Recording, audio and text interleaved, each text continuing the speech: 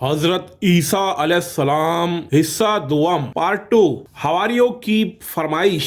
ارشاد باری تعالیٰ ہے، اور جب حواریوں نے کہا اے عیسیٰ ابن مریم، کیا آپ کا پروردگار ایسا کر سکتا ہے کہ ہم پر آسمان سے طعام کا خوان نازل کرے؟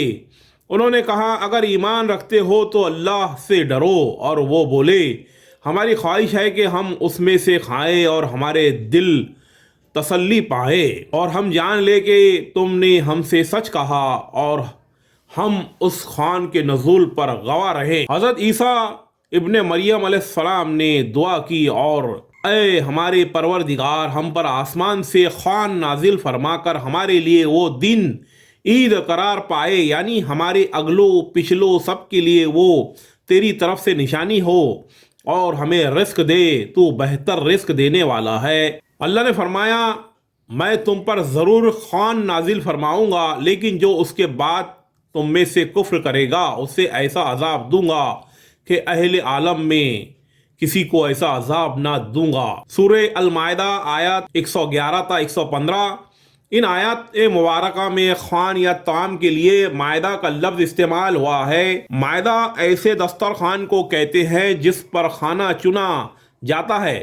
حضرت عمار بن یاسر رضی اللہ تعالیٰ عنہ سے روایت ہے کہ حضور اکرم صلی اللہ علیہ وسلم نے فرمایا آسمان سے دسترخوان اترا جس میں روٹی اور گوشت تھا، ان کو حکم ملا کہ خیانت نہ کرے، ذخیرہ نہ کرے اور نہ کل کے لیے اٹھا رکھے، لیکن انہوں نے خیانت کی، ذخیرہ کیا اور اٹھا کر رکھا تو وہ بندروں اور سوروں میں تبدیل ہو گئے۔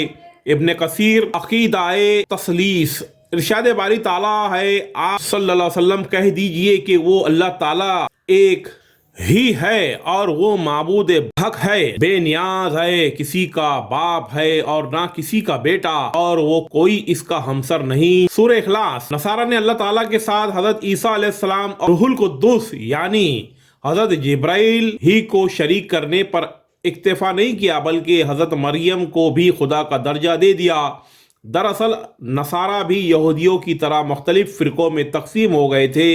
اس وقت ان میں 3 فرقے تھے۔ ایک کستوریہ جو عیسیٰ علیہ السلام کو خدا کا بیٹا کہتا تھا، دوسرا یعقوبیہ جو عیسیٰ علیہ السلام کو خدا کے ساتھ متحد مانتے تھے، اور تیسرا ملکانیہ جو حضرت عیسیٰ علیہ السلام کو 3 خداؤں میں سے ایک مانتے تھے۔ نزول قرآن کے وقت بھی نصارہ فرقوں میں تقسیم تھے۔ ان کا عقیدہ 3 الگ الگ اصولوں پر مبنی تھا۔ ایک فرقہ کہتا تھا کہ مسیح عین خدا ہیں اور خدا ہی بشکل مسیح دنیا میں اترا۔ دوسرے فرقے کا کہنا تھا کہ مسیح ابن اللہ ہے، اور تیسرا فرقہ دعویٰ کرتا تھا کہ وحدت کا راز 3 میں پوشیدہ ہے، یعنی باپ، بیٹا اور مریم۔ اس جماعت میں بھی 2 گروہ تھے۔ دوسرا گروہ حضرت مریم کی جگہ روح القدس کو شامل کرتا تھا، غرض وہ حضرت عیسیٰ کو ثالث ثلاثہ تسلیم کرتے تھے۔ معرف القرآن جلد 2 صفحہ 618۔ اللہ تعالیٰ نے قرآن کریم میں فرمایا اے اہل کتاب، اپنے دین میں حد سے نہ بڑھو اور اللہ کے بارے میں حق کے سوا کچھ نہ کہو۔ مسیح مریم کے بیٹے اللہ کے رسول اور اس کا کلمہ تھے۔ 3 خدا کہنے سے باز آ جاؤ، یہی تمہارے لیے بہتر ہے۔ اللہ ہی معبود وہ واحد ہے، اور وہ اس سے پاک ہے کہ اس کی کوئی اولاد ہو۔ جو کچھ زمین و آسمان میں ہے سب اس کا ہے، اور اللہ کارساز ہے۔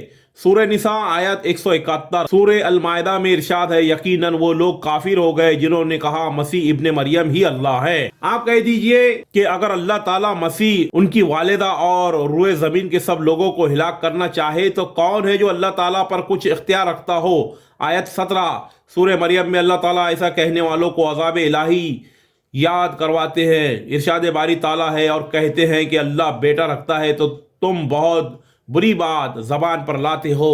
قریب ہے کہ اس افطرا سے آسمان پھٹ جائے اور زمین شق ہو جائے اور پہاڑ ریزہ ریزہ ہو جائے کہ وہ اللہ کے اولاد ثابت کرنے بیٹھے ہیں، اور اللہ کو شایان شان نہیں اور کہ کسی کو بیٹا بنائے۔ آیت 88 تا 92۔ قتل کا منصوبہ۔ حضرت عیسیٰ علیہ السلام یہود و نصارہ کہ بھٹکے ہوئے لوگوں کو توحید حق کی تعلیم دیتے رہے اور انہیں واعظ و نصیحت فرماتے رہے، لیکن یہودیوں نے نہ صرف ان کی تکذیب کی بلکہ مسلسل اہانت بھی کرتے رہے۔ حضرت عیسیٰ علیہ السلام کی نبوت کو 3 سال ہی عرصہ گزرا تھا کہ بنی اسرائیل نے آپ علیہ السلام کو اپنے لیے بڑی رکاوٹ سمجھتے ہوئے قتل کا منصوبہ بنا لیا۔ قرآن کریم میں ہے، اور کافروں نے مکر کیا اور اللہ تعالیٰ نے بھی خفیہ تدبیر کی، اللہ تعالیٰ سب خفیہ تدبیر کرنے والوں سے بہتر ہے۔ سورہ آل عمران آیت 54۔ حضرت عیسیٰ علیہ السلام کے زمانے میں شام کا علاقہ رومیوں کے زیر نگی تھا، اور یہاں ان کی طرف سے جو حکمراں مقرر تھا وہ کافر تھا۔ یہودی نے حضرت عیسیٰ علیہ السلام کے خلاف اس کے کان بھر دیے، چنانچہ اس نے یہودیوں کے مطالبہ پر حضرت عیسیٰ علیہ السلام کو سولی دینے کا فیصلہ کر لیا، لیکن اللہ تعالیٰ نے انہیں باحفاظت آسمان پر اٹھا لیا اور ان کی جگہ ان کے ہم شکل کو سولی دے دی گئی، تاہم وہ یہی سمجھتے رہے کہ انہوں نے مسیح ابن مریم کو سولی پر لٹکایا۔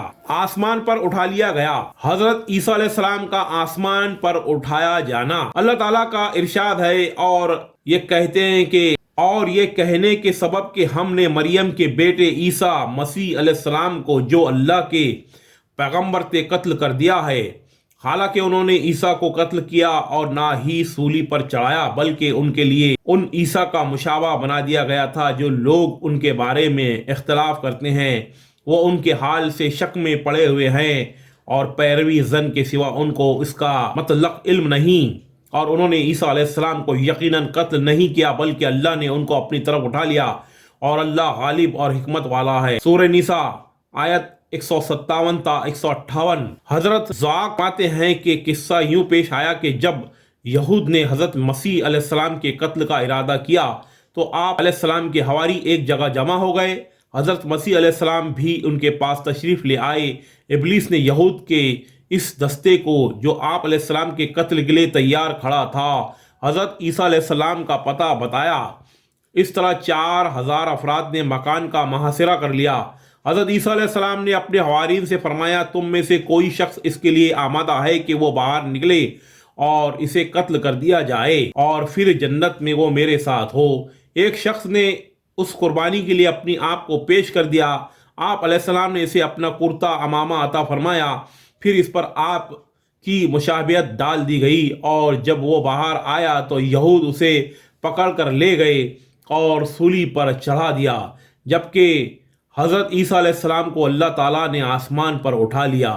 قرطبی، قیامت سے پہلے دوبارہ نزول۔ نبی کریم صلی اللہ علیہ وسلم کی امتی کی حیثیت سے حضرت عیسیٰ علیہ السلام کا دوبارہ نزول امت مسلمہ کی قیادت اور رہنمائی، فتنہ دجال کی سرقوبی، خنزیر کا قتل، صلیب کا توڑنا، یاجوج ماجوج کا خاتمہ، فسق و فجور کا سدباب، امن و امان کا قیام، اسلام کا بول بالا، قرب قیامت کی وہ حقیقتیں ہیں جن کے ظہور کا تذکرہ احادیث کی تمام کتب شمول صحیح بخاری اور مسلم شریف میں موجود ہے۔ امام ابن کثیر فرماتے ہیں کہ ان احادیث کے روایان میں حضرت ابو ہریرہ رضی اللہ تعالیٰ عنہ، حضرت عبداللہ ابن مسعود رضی اللہ تعالیٰ عنہ سمیت دیگر صحابہ کرام شامل ہے۔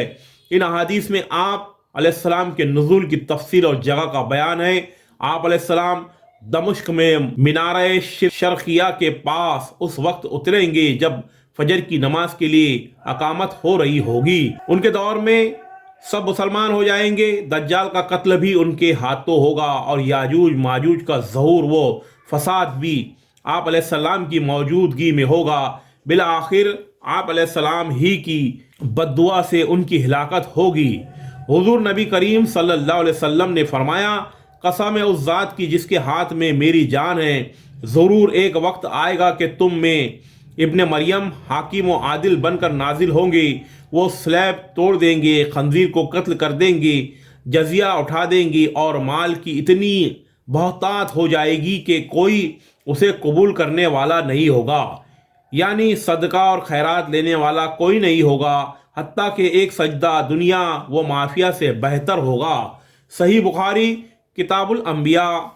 اللہ تعالیٰ کے 5 وعدے۔ سورہ آل عمران کی آیت 55 میں اللہ عز و جل نے اپنے رسول حضرت عیسیٰ ابن مریم سے 5 وعدے فرمائے۔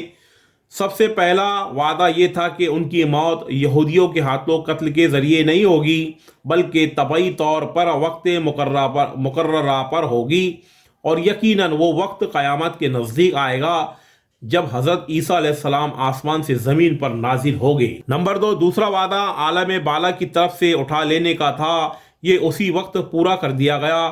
نمبر 3، تیسرا وعدہ انہیں دشمنوں کی تہمتوں سے پاک کرنے کا تھا، وہ اس طرح پورا ہوا کہ نبی کریم صلی اللہ علیہ وسلم تشریف لائے اور یہود کے سب الزامات کی تردید کر دی۔ نمبر 4، چوتھا وعدہ آپ علیہ السلام کے تابع داروں کو آپ علیہ السلام کے منکرین پر قیامت تک غالب رکھنے کا تھا، چنانچہ تاریخ گواہ ہے کہ نصارہ اور مسلمان غالب رہے اور انہی کی حکومت دنیا میں قائم ہوئی اور رہیں گی۔ نمبر 5، پانچواں وعدہ قیامت کے روز ان مذہبی اختلافات کا فیصلہ فرمائے گا جو آپ علیہ السلام سے متعلق ہیں۔ حلیہ مبارک عیسیٰ علیہ السلام کا۔ حضرت ابو ہریرہ رضی اللہ تعالیٰ عنہ سے روایت ہے کہ رسول اکرم صلی اللہ علیہ وسلم نے فرمایا، جس رات مجھے آسمانوں پر لے جایا گیا تو میں نے حضرت موسیٰ علیہ السلام سے ملاقات کی اور وہ متحرک اور جوش و جذبات والے تھے، ان کے بال کچھ گھنگوریالے تھے گویا شنو قبیلے کے لوگوں میں سے ہوں۔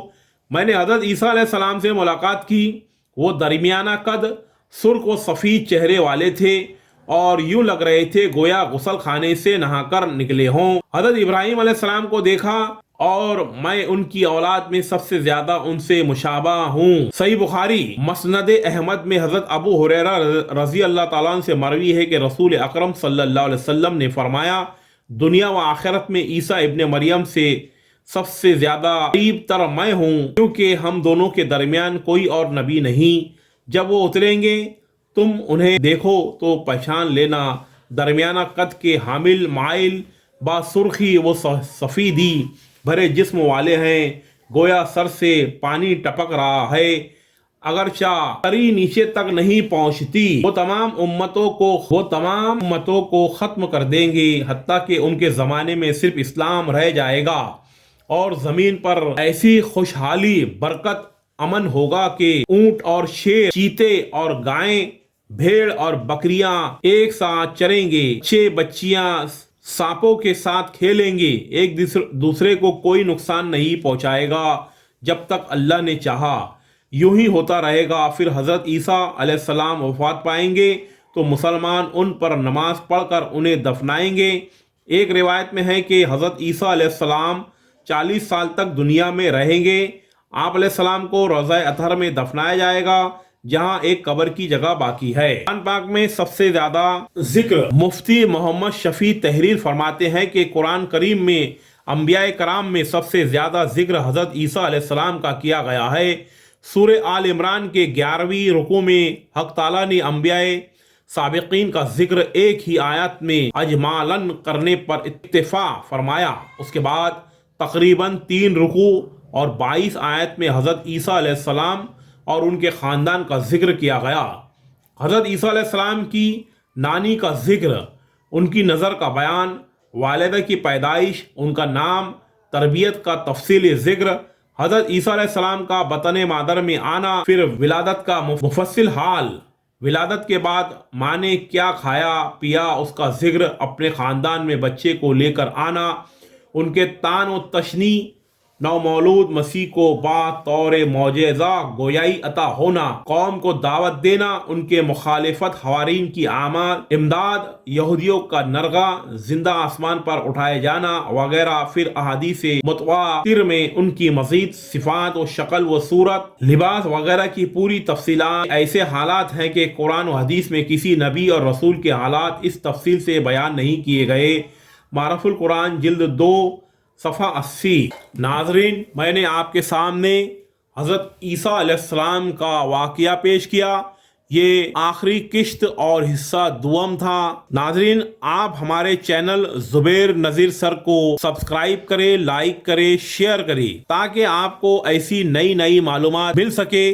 میں زبیر نذیر سر ملتا ہوں نئے ویڈیو میں نئی معلومات کے ساتھ۔ اللہ حافظ۔